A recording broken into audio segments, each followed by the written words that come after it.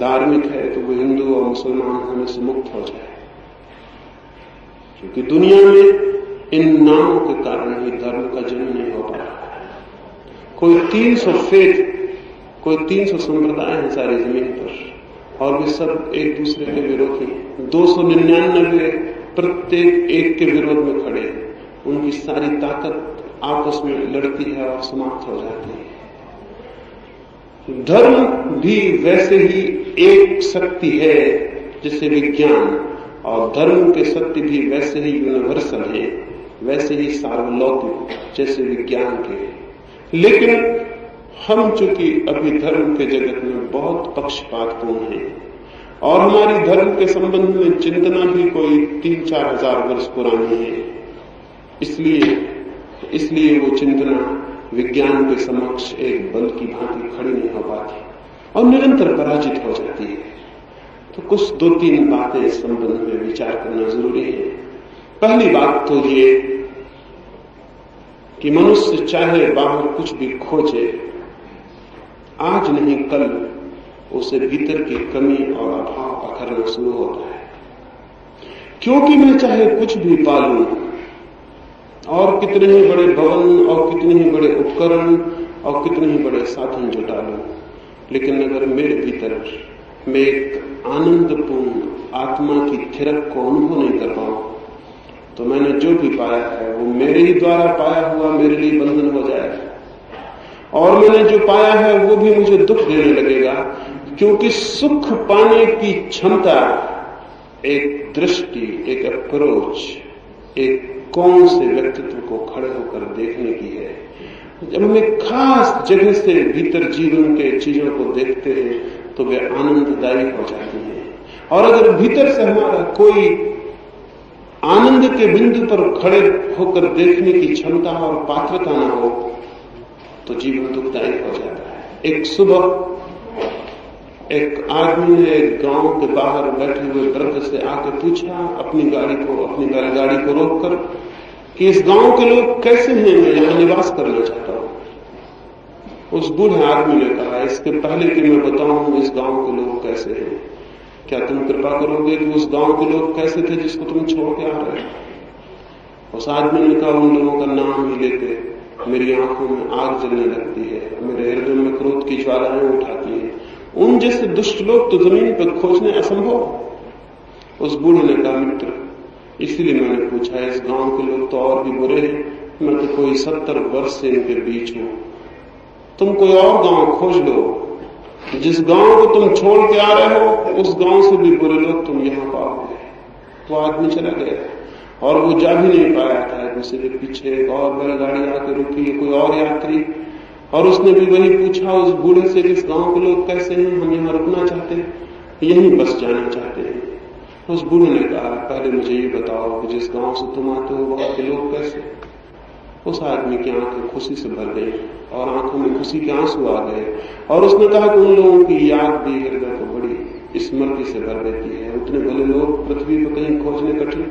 दुख तो दुर्भाग्य तो यही है कि कुछ मजबूरियों में मुझे उस गांव को छोड़ना पड़ा, लेकिन यही आशा लेके आया हूं कि आज नहीं कल फिर उसी गांव में जाकर बस जाऊंगा। उतने प्यारे लोग खोजने कठिन।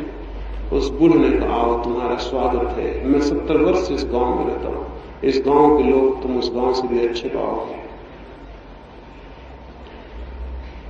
जीवन को देखने की एक दृष्टि यदि आनंदपूर्ण हो तो बाहर सब आनंदपूर्ण हो जाता है, और जीवन की देखने की दृष्टि यदि दुख और अंधेरे से भरी हो तो बाहर सब अंधकार हो जाता है। विज्ञान बाहर की दुनिया को बना रहा है, जरूर बनाया जाना चाहिए। बाहर की दुनिया जैसे मिली है उसे वैसा ही केवल वे स्वीकार कर सकते हैं जो हर अर्थों में काहिल, सुस्त और जिनके जीवन में कुछ भी करने की कोई उमंग, कोई जीवन को बदलने की आकांक्षा नहीं है। निश्चित ही बाहर की दुनिया बदली जानी चाहिए, निश्चित ही बाहर की दुनिया में और बेहतर दुनिया निर्मित की जा सकती है, लेकिन इतनी ही बात अधूरी होगी और भूल भरी होगी, क्योंकि बाहर की दुनिया वही दे सकती है जो भीतर का मनुष्य लेने की तैयारी में होता है, और अगर भीतर का मनुष्य गलत है तो बाहर की ठीक दुनिया भी नरक बन जाएगी। प्रश्न बिल्कुल ये नहीं है कि बाहर की दुनिया कैसी है, बहुत गहरे में प्रश्न यही है कि भीतर का मनुष्य कैसा है। भीतर अगर हमारे चीजों को देखने के दृष्टिकोण दुखपूर्ण है तो बाहर की दुनिया दुखपूर्ण हो जाएगी। और अब तक दुनिया के तथाकथित धर्मों ने अगर हम ठीक से देखें तो बाहर की दुनिया के दुख को अपने समर्थन में एक उपकरण बना लिया है। वो ये कहते हैं कि दुनिया दुख से भरी है, जन्म मरण दुख से भरा है, इसलिए तुम एक ऐसे मोक्ष की खोज करो जहां सब आनंद ही आनंद हो। ये झूठी और नासमझी की बात है। इसलिए झूठी और नासमझी की बात है कि इस भांति वे भी बाहर की दुनिया पर अति बल दे देते हैं और भीतर के मनुष्य को भूल जाते हैं, क्योंकि यही दुनिया कुछ लोगों के लिए अपूर्व आनंद की घड़ी बन जाती है। तो सवाल ये बहुत बड़ा नहीं है कि इसको छोड़ के कोई कहीं भाग जाए, सवाल बहुत बड़ा यही है कि वो इसके बीच अपने को कैसे परिवर्तित कर ले कि जिसे हम दुख और नरक की भांति जानते हैं वो आनंद और मोक्ष की भांति बन जाए। धर्म का बुनियादी संबंध व्यक्ति के भीतर देखने की क्षमता और पात्रता को परिवर्तित करने से है, और विज्ञान का बुनियादी संबंध वस्तुओं को अधिकतम सुविधापूर्ण बनाने से है, और धर्म का संबंध जीवन को अधिकतम आनंद की दृष्टि से देखने से है। धर्म के बिना तो विज्ञान अधूरा होगा ही, धर्म के बिना तो विज्ञान घातक होगा ही, धर्म के बिना तो जीवन में आनंद की कोई किरण नहीं हो सकती है। लेकिन धर्म से मेरा मतलब हिंदू मुसलमान से नहीं, धर्म से मेरा मतलब निरंतर दोहराई गई बातों, शास्त्रों और परंपराओं से नहीं। धर्म से मेरा मतलब है जीवन को आनंदपूर्ण ढंग से जीने के उपाय से। जो व्यक्ति भी, चाहे वो एक कवि हो और गीत गाता हो, और चाहे एक मूर्तिकार हो और मूर्ति बनाता हो, और चाहे एक वैज्ञानिक हो और खोज करता हो, चाहे एक अध्यापक हो, चाहे एक दुकानदार हो, चाहे एक चमार हो और जूते बनाता हो, जो व्यक्ति भी अपने जीवन की समग्रता को आनंद की दृष्टि से देखने में सफल हो जाता है, उसे मैं धार्मिक मनुष्य कहता हूं। जो व्यक्ति भी अपने जीवन को आनंद के बिंदु से देखने में समर्थ हो जाता है, उसे मैं धार्मिक व्यक्ति कहता हूं। जो व्यक्ति भी हर घड़ी और हर स्थान पर मोक्ष में रहने में समर्थ हो जाता है, उसे मैं धार्मिक व्यक्ति कहता हूं। वो व्यक्ति धार्मिक नहीं है जो मोक्ष की खोज करता है कहीं दूर आकाश में। वो व्यक्ति धार्मिक नहीं है जो जन्म मरण के पार मोक्ष की खोज करता है। वही व्यक्ति धार्मिक है जो अपने भीतर इसी घड़ी और अभी मोक्ष को पाने में समर्थ है। मोक्ष को पाने का अर्थ है कि उसके देखने के, जीवन को देखने की दृष्टि बदल गई। दो फकीर जापान में एक संध्या अपने झोपड़े पर वापस लौटे। वर्षा के दिन आ गए हैं और जो बादल आकाश में गिर गए हैं, और आज नहीं कल पानी गिरेगा। वे दोनों बहुत दिन से यात्रा पर थे और वर्षा के भय से, वर्षा के पहले घर पहुंच जाए अपने झोपड़े पर भागे हुए आ रहे थे। लेकिन जैसे ही वे झोपड़े के पास पहुंचे, ठगे से रह गए। उनमें से एक तो बोला कि हे परमात्मा, इसीलिए तो तुम पे शक आ जाता है, ये क्या किया तुमने? हवाओं ने उस झोपड़े के आधे छप्पर को उड़ा दिया। उनमें से एक फकीर ने कहा कि इसी से तो शक आ जाता है तुम्हारे होने पर। गांव में पापियों के बड़े बड़े महल खड़े हैं और ये गरीब फकीरों के झोपड़ा ही तुमको उड़ाने को मिला। अगर हवाओं को ही जोर आजमाइश करनी थी तो किसी महल पे कर लेती, और अगर तुम्हारा ही दिल चीजों को तोड़ने का हो गया था तो कोई बड़ा महल तोड़ लेते। एक गरीबों के झोपड़े को तोड़ने में तुम्हें शर्म भी ना आई। उसने अपने दूसरे फकीर से कहा, देखते हो? लेकिन दूसरे की तरफ देखते हुए हैरान हो गया। वो दूसरा फकीर घुटने टेक के हाथ जोड़े आकाश की तरफ बैठा है, उसकी आंखों से आनंद के आंसू बह जाते हैं। वो हैरान हुआ, उसने उसे हिलाया और पूछा कि क्या करते हो? उसने कहा, मैं परमात्मा को धन्यवाद देता हूँ, बड़ी है उसकी कृपा और अनुकंपा, नहीं तो हवाओं का क्या भरोसा, पूरा झोपड़ा भी उड़ा ले जा सकती थी। उन्होंने आधा छप्पर छोड़ दिया। आंधियों का कौन सा विश्वास, पूरे छप्पर को भी गिरा सकती थी। लेकिन आधा छप्पर छोड़ दिया तो बिना धन्यवाद दिए कैसे रहूं? उसकी कृपा, उसकी अनुकंपा बड़ी है। और रात वे दोनों उसी झोपड़े में सोए। पहला तो रात भर नहीं सो सका, रात भर उसे चिंता पकड़ी रही। दूसरा बहुत गहरी नींद भी सोया और सुबह उठ के उसने एक गीत लिखा और उस गीत में उसने कहा कि परमात्मा, मुझे पता ही नहीं था कि आधे छप्पड़ का आनंद कैसा होता है। अन्यथा हम तुम्हारी हवाओं को कष्ट न देते, हम खुद ही आधा छप्पड़ गिरा देते हैं। रात ही मैंने देखा, जब भी आंख खुली तो आधे छप्पड़ से आकाश के तारे भी दिखाई पड़े, चांद भी दिखाई पड़ा। और अब तो अद्भुत हो जाएगा, वर्षा आने को है, आधे में हम सो भी जाएंगे, आधे में वर्षा की बूंदें गिरेंगी, उनका संगीत भी सुनेंगे। इसका हमें ख्याल ही नहीं था, लेकिन तुम्हारी हवाओं को कष्ट न देते, हम खुद ही आधा गिरा देते।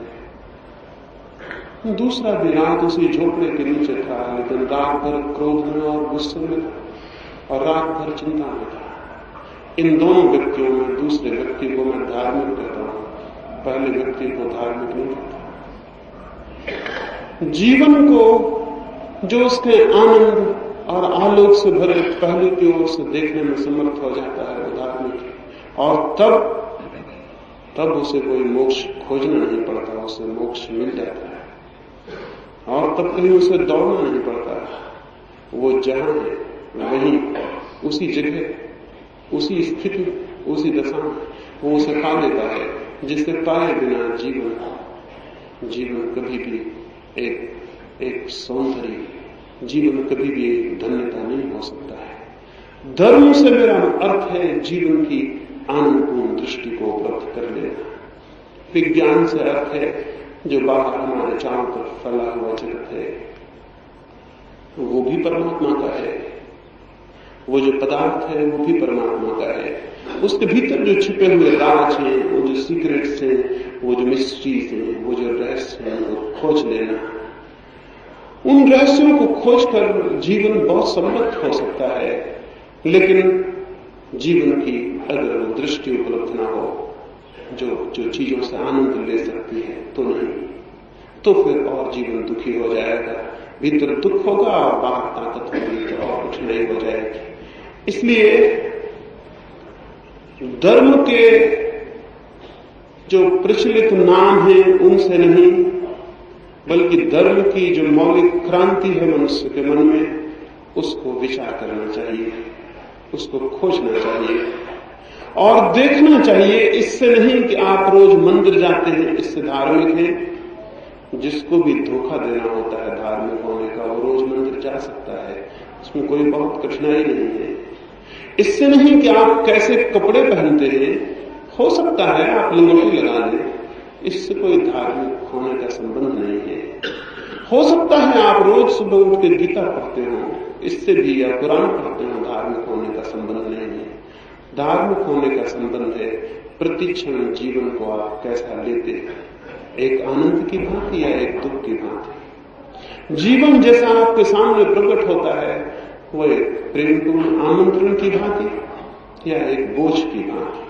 और अब तक जो तथाकथित धार्मिक है उसने जीवन को बोझ के ढंग से लिया है। वो कहता है कि जन्म मृत्यु से छुटकारा चाहिए। रविन्द्रनाथ ने मरते वक्त अपने एक मित्र को कहा, एक ही प्रार्थना और करनी है परमात्मा से कि अगर तू मुझे इस योग्य समझे कि मुझे फिर जीवन मिले तो मुझे फिर जीवन देना, क्योंकि मैं धन्य हुआ तेरे जीवन को पाकर और मैंने वो सब जाना जो प्रेमपूर्ण था और जो आनंदपूर्ण था। और अगर मैं न जान सका हूं तो उसमें भूल मेरी रही होगी, तेरी कोई भूल नहीं थी। जीवन को जो इतनी आनंद से लेगा वही धार्मिक है। लेकिन हम तो जानते हैं उन लोगों को जो चेहरे उतार के जीवन को लेते हैं, उनको हम धार्मिक कहते हैं।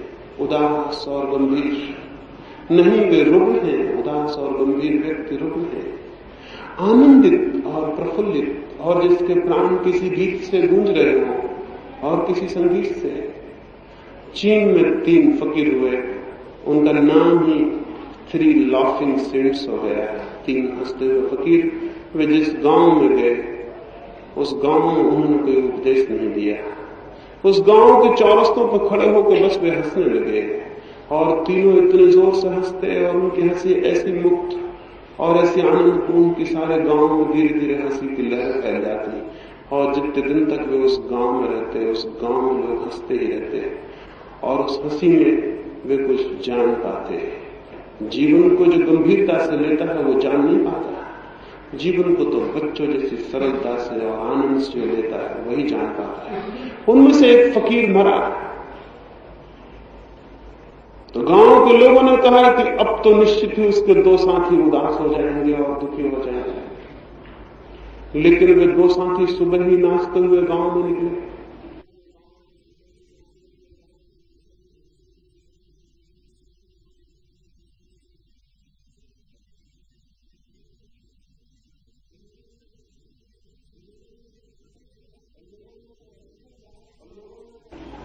और लोगों ने उनसे पूछा कि आज तुम दो ही हो और एक कहां?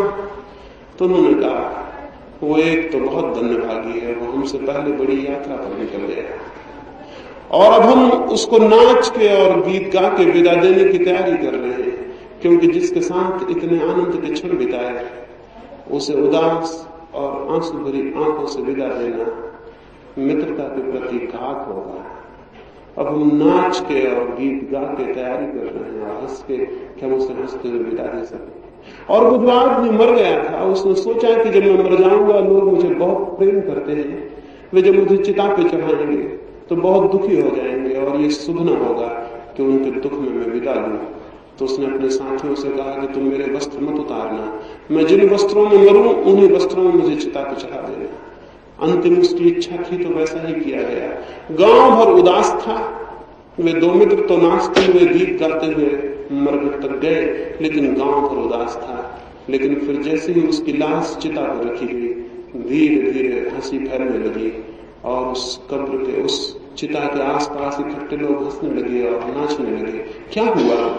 उस मरते हुए फकीर ने अपने कपड़ों में फुलझड़ी और पटाखे छिपा रखे थे, वो फूटने लगे चिता पर और लोग हंसने लगे। और उन्होंने कहा कि वो मरते हुए भी हमें हंसा रहा है। धार्मिक व्यक्ति वो है जो आनंद से जीता है और आनंद से मरता है, और जो आदमी आनंद से जीने का रहस्य पा जाता है मृत्यु भी उसे आनंद हो जाती है, क्योंकि मृत्यु उसे परमात्मा से मिलन का अर्थ ले लेती है। वो जीवन से विदाई नहीं होती, परम जीवन से मिलन हो जाता है। धार्मिक व्यक्ति में उसे कहता हूं जो प्रतिक्षण आनंद में जीने की खोज में हो। लेकिन इन सारे लोगों को मैं धार्मिक नहीं कहता। जो वस्त्र बदल लेते हैं, घर बदल लेते हैं, गांव छोड़ देते हैं, परिवार छोड़ देते हैं और किसी दूरगामी मोक्ष की पीड़ा को, किसी दूरगामी मोक्ष की कामना में पीड़ित और परेशान होते हैं, ये तो सब लोग ही लोग हैं। इनकी तृप्ति, इनके लोभ की तृप्ति संसार से भी नहीं होती थी, ये मोक्ष चाहते हैं। ये तो अत्यंत कामी लोग हैं, इनकी तृप्ति संसार के क्षणभंगुर सुखों से नहीं होती, तो ये स्थायी सुख चाहते हैं। ये बिल्कुल ऐसा सुख चाहते हैं जो कभी खंडित ना हो, ऐसा मोक्ष चाहते हैं जो कभी मिटे नहीं। इनकी चूंकि जीवन की छोटी छोटी चीजों में कोई खुशी नहीं है, ये सिर्फ परमात्मा को पाना चाहते हैं, उसी को पाकर ये खुश हो सकेंगे। लेकिन मैं निवेदन करूं, जिसने जीवन के छोटे से रास्ते पर खिले हुए छोटे छोटे फूलों में खुशी नहीं पाई, वो परमात्मा से मिलकर भी खुश नहीं हो सकेगा। और जिस व्यक्ति ने जीवन के क्षुद्रतम प्रवाह में छोटी छोटी बूंदों में भी आनंद की पुलक नहीं देखी, वो अगर मोक्ष में भी पहुंच जाए तो आनंदित नहीं हो सकेगा, क्योंकि वो तो वही रहेगा जो था और उसके देखने की दृष्टि वही रहेगी, उसके देखने का कौन वही रहेगा, चीजों को समझने की वृत्ति वही रहेगी। उसे मोक्ष में बिठा देने पर भी वो मोक्ष से मुक्त होने की किसी साधना में लग जाएगा। जो मुक्त होने की ही कोशिश में लगा है वो मोक्ष में भी मुक्त होने की कोशिश में लग जाएगा। धर्म का संबंध मुक्त होने से कम, जीवन को उसकी पूरी गहराई में जीने से ज्यादा है। इस मुक्ति की आकांक्षा ने जीवन को उसकी पूरी गहराई में जीने से हमें वंचित कर दिया है। और चूंकि धर्म के तल पर हमारा कोई जीवन नहीं है, फिर सीधा विज्ञान रह गया और शरीर का जीवन रह गया है। तो मैं निवेदन करता हूं जिसे हम आमतौर से जीवन जानते हैं, उससे बड़ा जीवन भी हमारे निकट है। और इसी जीवन में जो सुख को खोज रहा है वो गलती में है। उसे थोड़ा भीतर अपने व्यक्तित्व को वैसी सृजनशीलता से गुजारना होगा जहां वो और बड़े आनंदों को देखने में समर्थ हो जाए। जहां पत्थर दिखाई पड़ रहा है वहां परमात्मा दिखाई पड़ सकता है, केवल देखने वाली आंखें चाहिए। और जहां कुछ भी नहीं दिखाई पड़ रहा वहां सब कुछ दिखाई पड़ सकता है, केवल देखने वाला हृदय चाहिए। और देखने वाला हृदय, जिस राबिया की मैंने बात कही, एक दिन उस राबिया को लोगों ने घर के बाहर देखा, वो कुछ खोज रही है। कोई राहगीर निकलता था, उसने पूछा क्या खोजती हो? उसने कहा मेरी सुई खो गई है, उसे मैं खोजती हूँ। राहगीर दयालु था, बूढ़ी औरत का साथ देने के लिए वो भी सुई खोजने लगा। और 2-4 लोग निकले, वो भी साथ देने लगे। और तभी एक व्यक्ति ने खड़े होकर पूछा कि सुई है बहुत छोटी चीज, रास्ता है बहुत बड़ा, अंधेरा उतरता आ रहा है, तुम ठीक ठीक बताओ सुई कहाँ खोई, नहीं तो बहुत मुश्किल है खोज लेना। उस राबिया ने कहा ये न पूछो तो अच्छा, पहले भी जो लोग खोज रहे हैं उन्होंने भी नहीं पूछा, तुम भी क्यों पूछते हो? उसने कहा कि बड़ी गड़बड़ बात है। बाकी लोग भी रुक गए। उन्होंने कहा कि ये तो हमें ख्याल में भी नहीं आया कि हम पहले ये पूछें कि सुई खोई कहाँ। उस राबिया ने कहा सुई तो मेरी कोठरी के भीतर खोई है, लेकिन मैं हूं गरीब औरत, तो मेरे पास दिया जलाने का कोई उपाय नहीं। तो जब सुई मेरी गिर गई तो अंधकार होने लगा भीतर, तो मैं बाहर की झोपड़ी में दरवाजे पर दहलान में खोजने आ गई। वहां थोड़ी रोशनी थी सूरज की, फिर वो भी चली गई, तो अब मैं सड़क पर खोज रही हूं, क्योंकि जहां रोशनी नहीं वहां खोजेंगे कैसे? उन लोगों ने कहा तुम बड़ी पागल औरत हो, और जब भी तुम करती हो कोई न कोई पागलपन करती हो। ये क्या पागलपन है? अगर सुई भीतर खोई है तो रोशनी भीतर ले जानी पड़ेगी, बजाय इसके कि जहां रोशनी है वहां खोजा जाए। कितना ही खोजो सुई नहीं पाई जा सकती। वो राबिया खूब हंसने लगी और उसने कहा कि यही समझाने को मैंने सुई खोजने लगी, मेरी कोई सुई खोई भी नहीं है। मैं तो हर आदमी को देखती हूं वो बाहर खोज रहा है, और कोई ये नहीं पूछता कि जिसे हम बाहर खोज रहे हैं क्या वो बाहर खोया है? नहीं, लेकिन आंखों की रोशनी बाहर पड़ती, हाथ बाहर फैलते, कान बाहर सुनते, सब हमारी इंद्रियां बाहर की तरफ रोशनी फेंकती हैं, इसलिए बाहर खोजते हैं बिना इस बात को जाने कि उसे खोया कहां है। समझदार व्यक्ति वो होगा जो सबसे पहले ये पूछ ले कि मैंने खोया कहां है, मैंने क्या खोया है। और अगर इसका भी उत्तर न मिले तो भी यही उचित और विवेकपूर्ण होगा कि इसके पहले कि वो बड़ी पृथ्वी पर खोजने निकल जाए, वो कम से कम अपने भीतर पहले खोज ले। अगर वहां न पा सके तो फिर बाहर खोजने निकल जाए। लेकिन अनुभव यही है कि जिन्होंने भीतर खोजा उन्होंने पा लिया। एक भी व्यक्ति ने मनुष्य के पूरे इतिहास में ये नहीं कहा है कि मैंने भीतर खोजा और मुझे नहीं मिला, और एक भी व्यक्ति ने ये भी नहीं कहा है कि मैंने बाहर खोजा और मुझे मिल गया हो। बाहर की खोज निरपवाद रूप से असफल रही है, भीतर की खोज निरपवाद रूप से सफल रही है। भीतर कौन है इसकी खोज में उतरना धर्म है, भीतर क्या है इसकी तरफ आंखें खोलना धर्म है। कैसे वो आंखें खुल सकती हैं उसकी मैं कल की चर्चा में आपसे बात करूंगा। अभी तो मैंने आपसे 2 बातें कही। कैसे आंख खुल सकती है भीतर के सत्य के प्रति, कैसे वहां प्रकाश पहुंच सकता है, उसकी मैं कल आपसे बात करूं।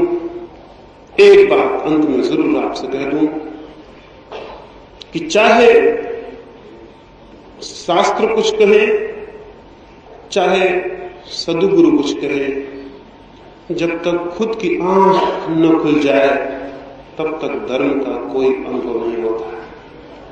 विज्ञान के साथ एक सुविधा है, विज्ञान एक ट्रेडिशन है, एक परंपरा है। विज्ञान वैयक्तिक अनुभव नहीं। बिजली जल रही है, हमें कुछ भी पता नहीं है कैसे जल रही है, लेकिन हम बटन दबाते हैं और जल जाती है। कोई जानता होगा, लेकिन हम सबको इस बात की जानने की जरूरत नहीं होती। विज्ञान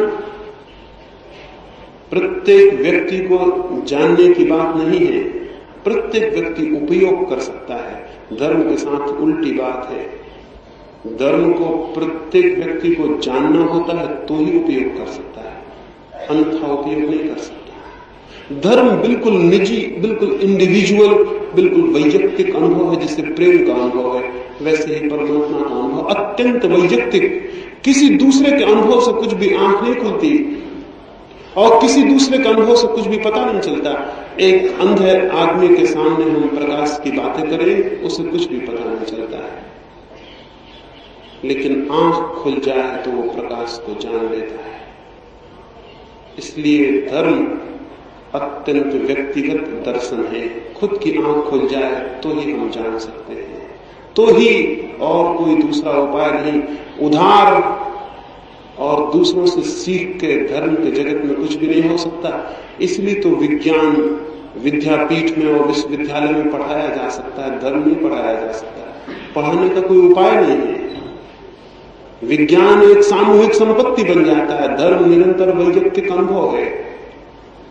और जब भी हम उसे सामूहिक संपत्ति बनाते तब हिंदू पैदा हो जाता है, मुसलमान पैदा हो जाता है, ईसाई, जो कि बीमारियां हैं, जो कि धर्म नहीं है।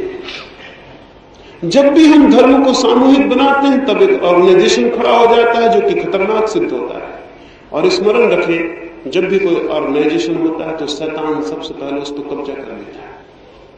शैतान हमेशा कोशिश में रहता है कि कहीं लोग इकट्ठे हो जाएं तो वो कब्जा कर ले, और अगर लोग इकट्ठे ना हो तो शैतान कोशिश करता है कि इकट्ठे कर लो। एक दफा शैतान को खबर, उसके मित्रों ने खबर दी, और उसके बहुत मित्र हैं, सब तरफ उसके अखबार वाले और उसके पत्रकार और उसकी न्यूज एजेंसीज हैं।